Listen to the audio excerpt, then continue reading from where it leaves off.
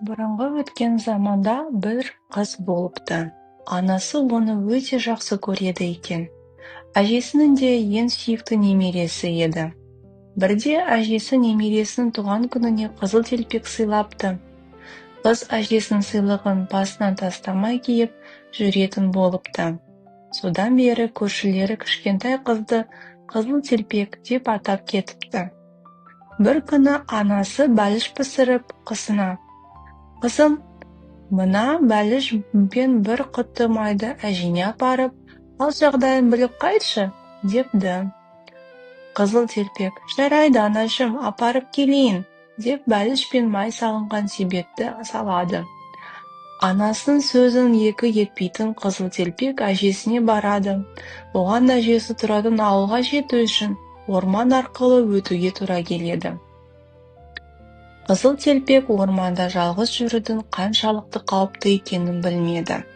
Сондықтан ол өлең айтып, гүл теріп, асықпай жүрді. Бір кезде орманның ішінен келе жатқан қыздың алдынан бір қасқыр шығады.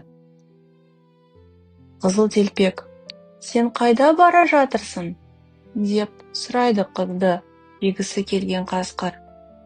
«Мен әжемнің үйіне барамын. Оған анамның пісірген бәлішін және бір құты май алып бара жатырмын» дейді қыз. Қызыл телпек қасқырдың жаман пиғылынан бейхабар еді. «Ал әжең қайда тұрады?» деп сұрады қасқыр. «Әжем бе? Ол орманның ар жағындағы ауылда, ауыл шетіндегі диірменнің жанындағы бірінші үйде тұрады» деп қызыл телпек қасқырға әжесінің тұратын жерін дәл айтып береді. Бұл кезде жақын маңда отыншылар ағаш кесіп жатқан болатын.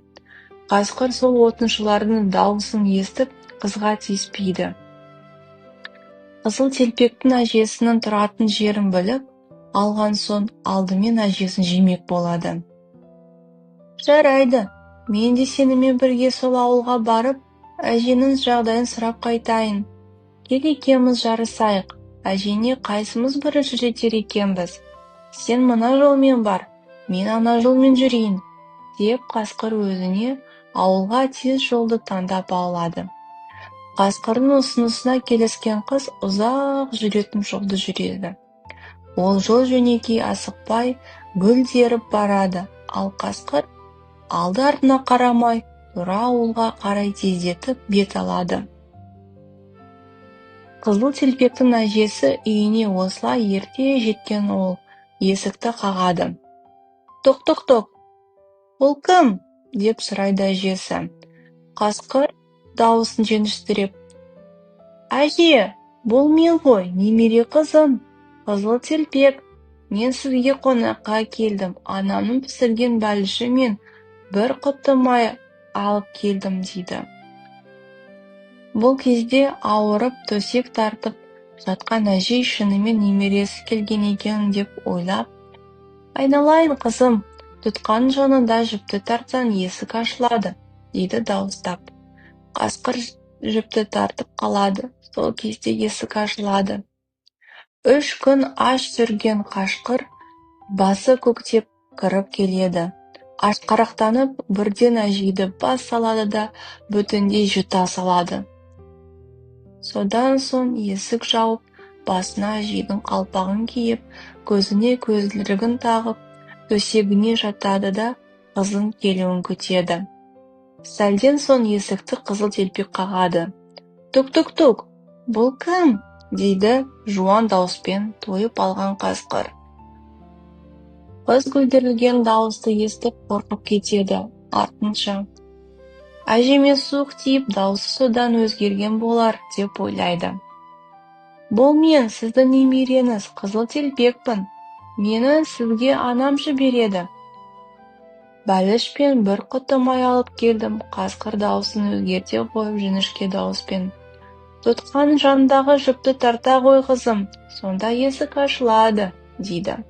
Қыз жіпті тартады, есік ашылып үйге кіреді. Көрпемен бүркеніп жатқан қасқыр оған: «Қызым, себетті үстелдің үстіне қойып, өзің менің қасыма кел» дейді.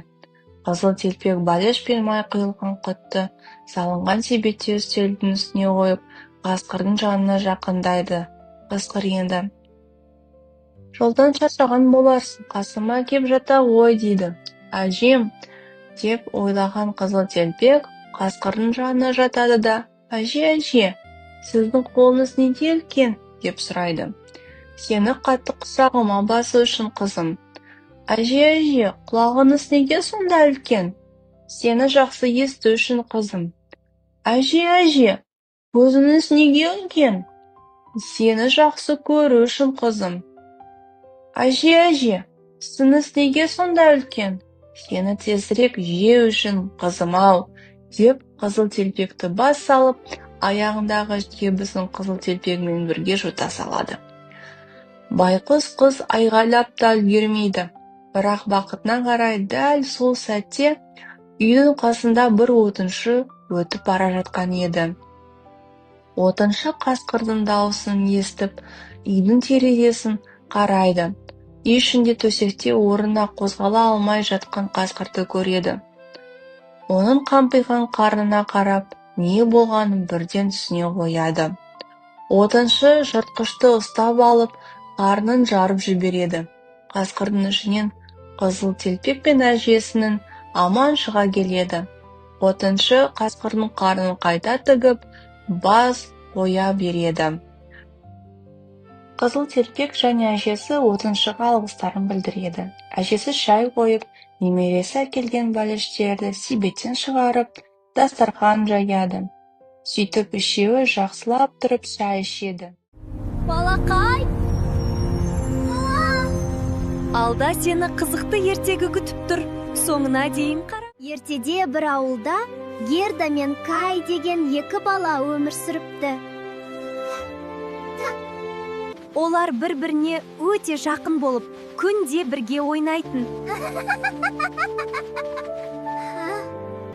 Бір күні ауылға қатты боран соғып, айналаны қалың қар басты.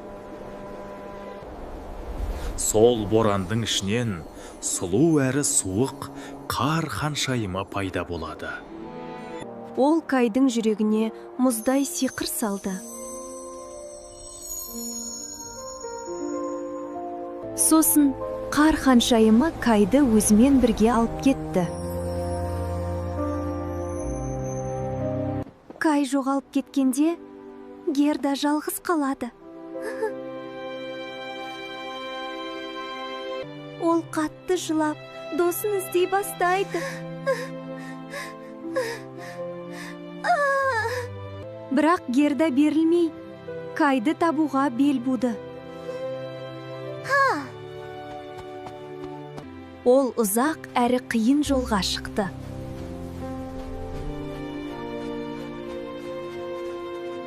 Жолда Герда мейірімді әжені кездестірді. Рахмет сізге, әже. Әже, мен досымды таба алам ба?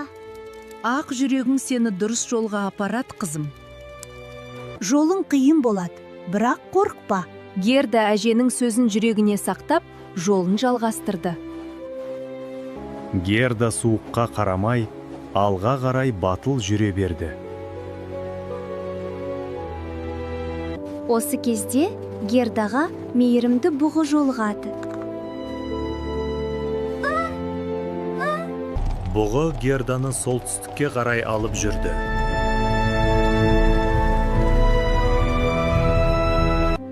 Алыстан мұзды таулар көріне бастайды.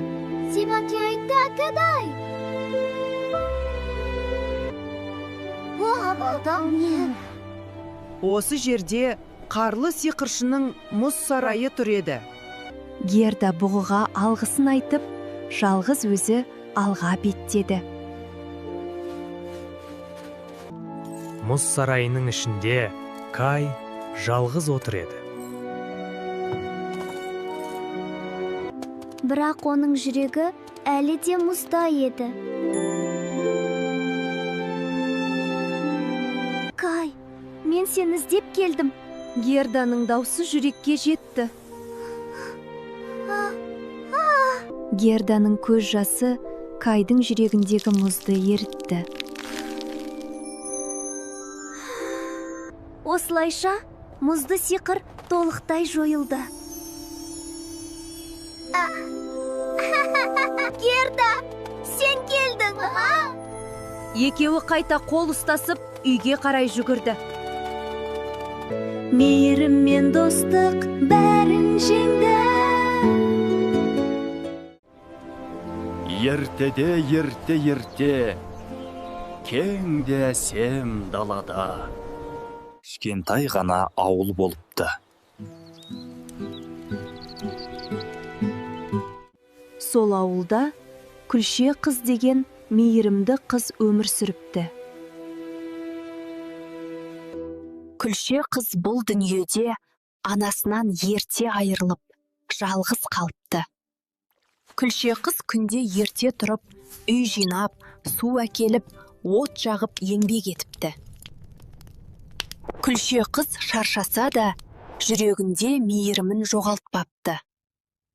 Түнде ол жұлдыздарға қарап, жүрегіндегі арманын сыбырлап айтатын.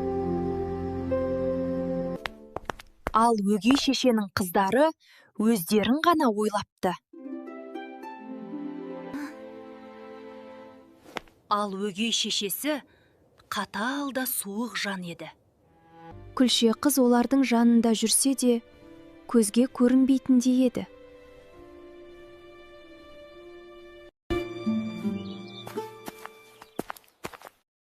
Хан үлкен той жасайды. Ханның ұлы жақсы қыз іздейді екен.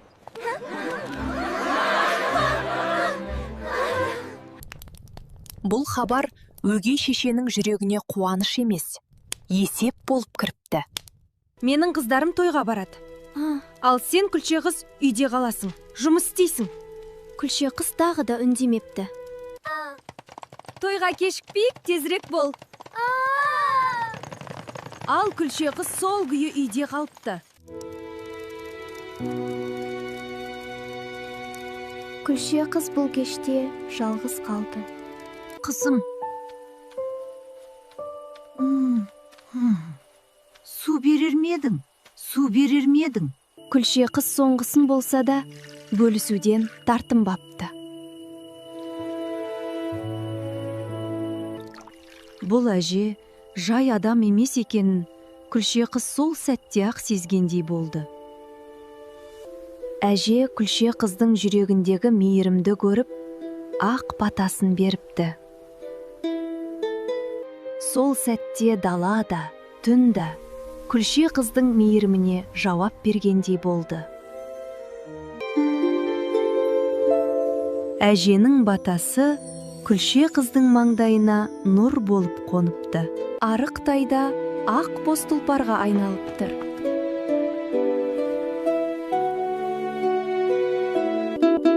Қызым, күн батқанша қайта орал. Одан кешіксең, бәрі бұрынғы қалпына келеді. Күлше қыз бұл шартты жүрегіне түйіп алды. Күлше қыз жүрегіндегі сеніммен жолға шықты.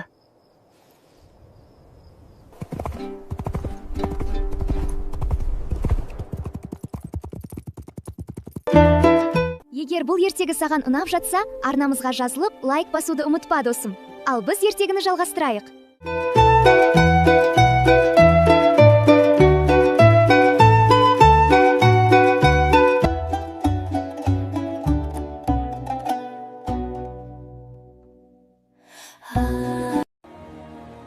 Сол сәтте ханның ұлы көптің ішінен бір жүректі танығандай болды.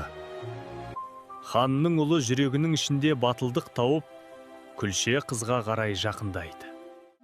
Екеуі алғаш рет үнсіз тілдескендей болды. Бұл би жүректің бір ырғағын тапқан сәті еді. Сол сәтте Күлше қыз әженің ескерткен сөзін есіне алды. Күлше қыз уақыттың жақындап қалғанын сезіп, кенеттен жүгіре жөнелді. Күлше қыз қашып кетті, тек бір ғана сырға қалып қойыпты. Ханның ұлы сол сәтте бұл сырға кездейсоқ емес екенін сезді. Ол сол сырғамен біраз үйге кірді, бірақ күлше қызды таба алмады. Ақыры ол ең қарапайым үйдің алдына келіп тоқтады. Солайша сырға өз иесін тапты.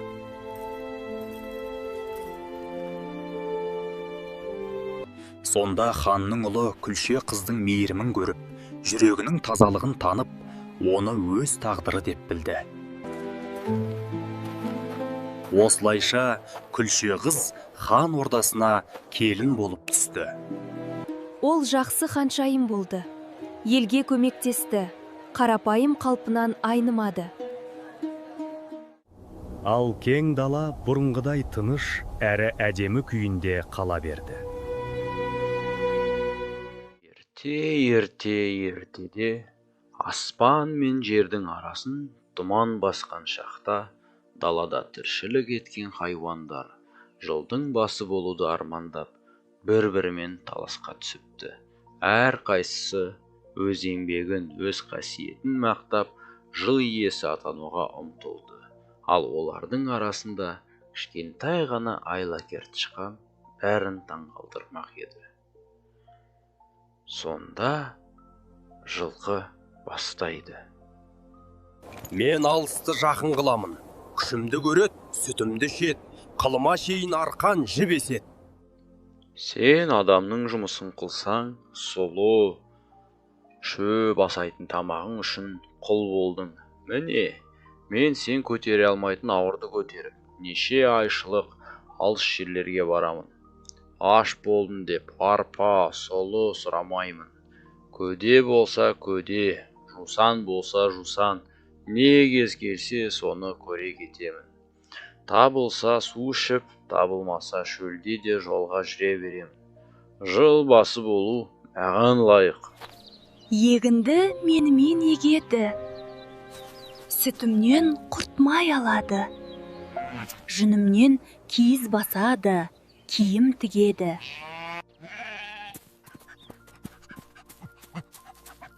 Таң ата шақырып, адамдарды оятып жүремін. Мен болмасам, бәріңді қасқыр не ұры алып кетер еді. Оның барлығын естіген шыққан не айтарын білмей тұрады да бір түрлі қолы ойлайды. Бұл таластан еш нәрсе өнбес, жылды қарап тұралық та, кім бұрын көрсе, сол жыл басы болсын дейді. Өзгелері қарап тұрғанда, түйе өзінің бойына сеніп, менен кім бұрын көреді, деп шыққанның сөзін қостайды. Бөрі қарасып тұрады. Біраздан соң шыққан жорғалап, түйенің өркешіне шығып отырады. Көп хайуан таласып, біз көреміз деп тұрғанда, ең биікте отырған шыққанды көріп, еш нәрсе демепті. Сонан соң жылды бәрінен бұрын шыққан көріп, хабар беріп, жыл басы болыпты. Ал түйе болса, бойына сеніп тұрып қалыпты.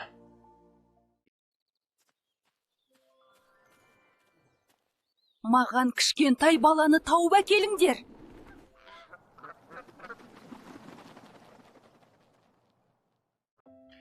Ертеде бір жас отбасы өмір сүріпті.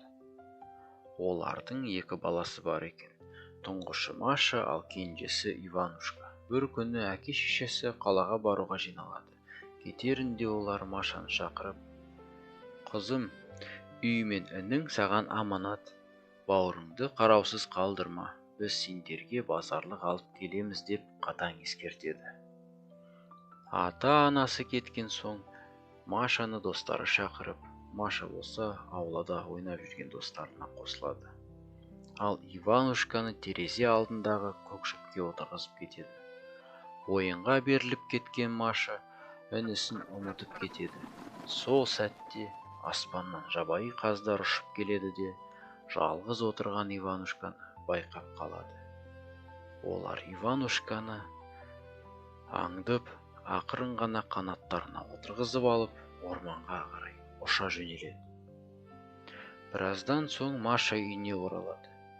Келсе, інісі жоқ. Қыз қатты қорқып жылап жібереді. Әке-шешесінің сөздері есіне түсіп қатты өкінеді. Ол еш ойланбастан Иванушканы іздеуге шығады. Жолда Маша бір пешті кездестіреді. «Пеш-ау, пеш, жабайы қаздар қай жаққа ұшты?» деп сұрайды Маша. «Алдымен маған көмектес» дейді пеш. «Маған отын керек». Маша болса пештің ішіне отын салып береді. Пеш ризашылығын білдіріп жолды көрсетеді. Келесі болып, ол алма ағашына тап болады. Бұтақтары ауыр алмадан иіліп тұр екен. «Алма ағашы, жабайы қаздарды көрдің бе?» дейді Маша. «Алмаларымды теріп берсең, айтамын» дейді алма ағашы. Маша болса алмаларын теріп береді. Алма жеп алады да, ағаш жеңілдеп оған дұрыс бағытты көрсетеді. Одан әрі Маша жүре-жүре Сүтті өзенге келеді. «Сүтті өзен, жабайы қаздар қайда кетті?» деп сұрайды Маша. «Жолымды бөгеп тұрған анау тасты көрдің бе?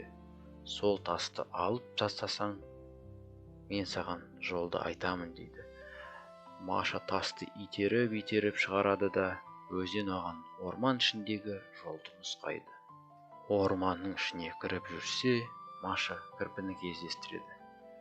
Кішкентай кірпі айтады Машаға: «Кел, мен саған жолды көрсетемін» дейді.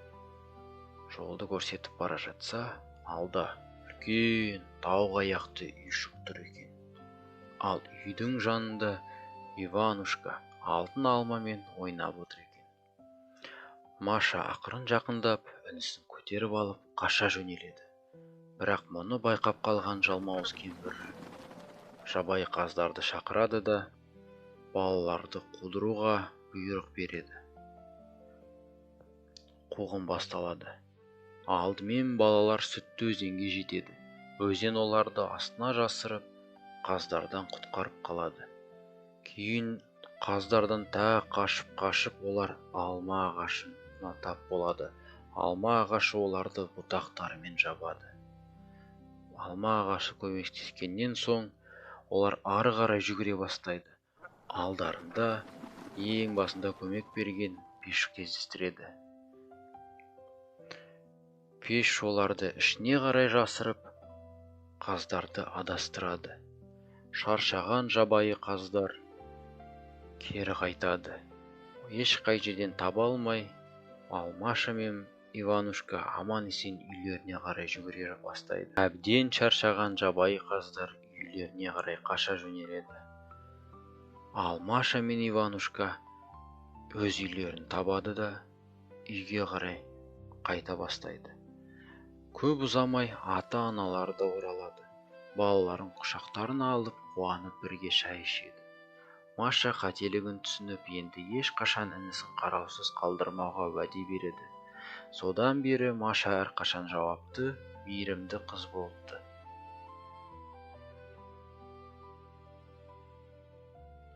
Ертегі осымен аяқталды. Тыңдағаныңызға мың алғыс.